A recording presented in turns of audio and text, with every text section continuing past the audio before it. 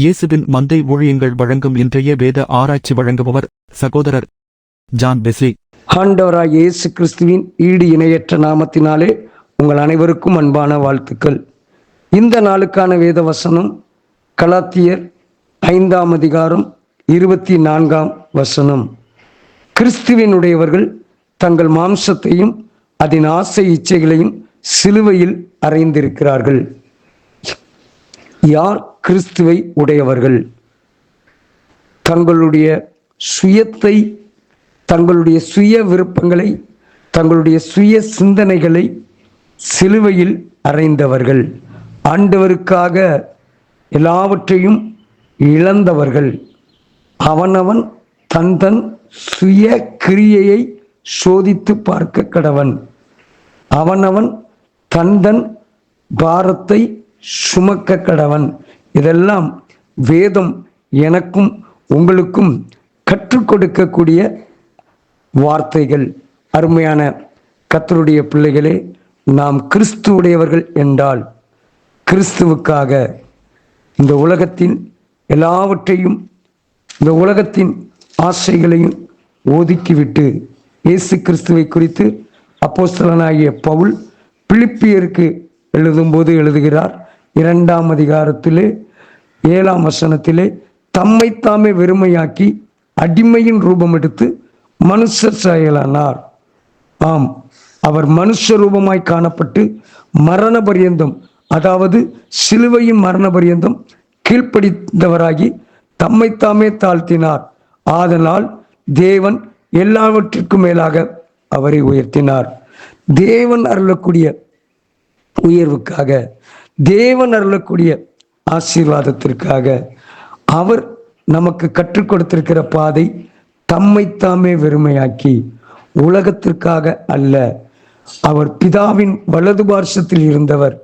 என்னையும் உங்களையும் மீட்டெடுப்பதற்காக இந்த பூமியிலே மனுஷ சாயலாய் இந்த பூமியிலே அவதரித்தார்.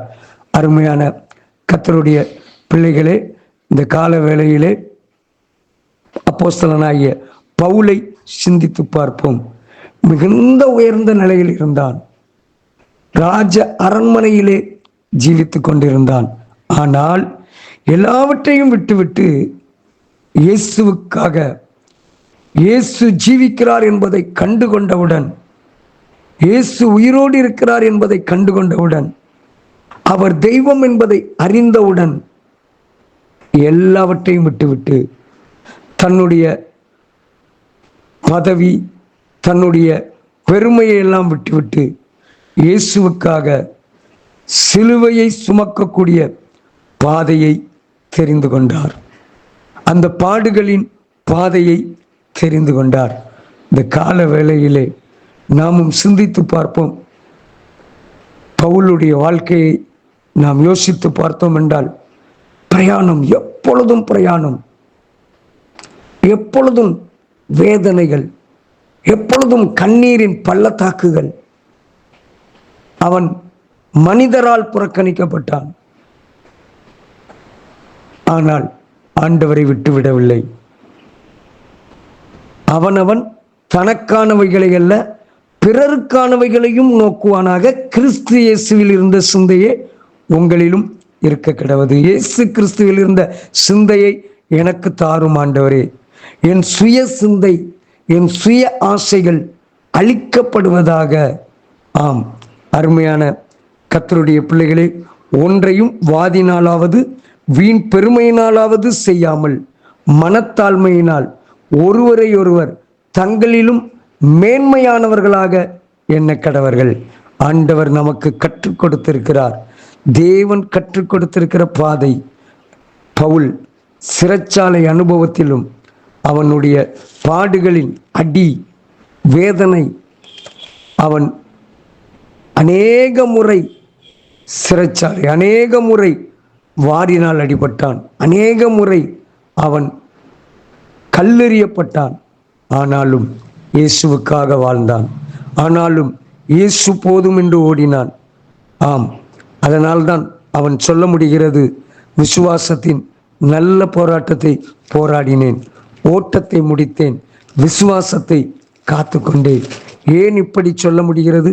ஆண்டவருக்காக பாடுபட்டதினாலே நல்ல போராட்டத்தை போராடினேன், இது முதல் நீதியின் கிரீடம் எனக்காக வைக்கப்பட்டிருக்கிறது என்று சொல்லி அந்த நம்பிக்கையோடு சொல்ல முடிந்தது.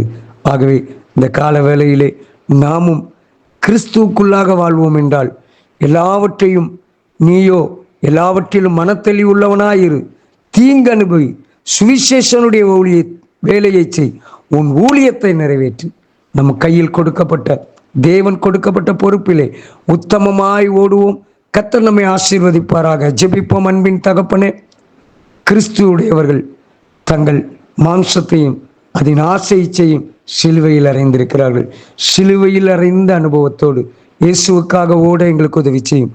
கர்த்தர் உங்களை ஆசீர்வதிப்பாராக. God bless you. ஆமேன்.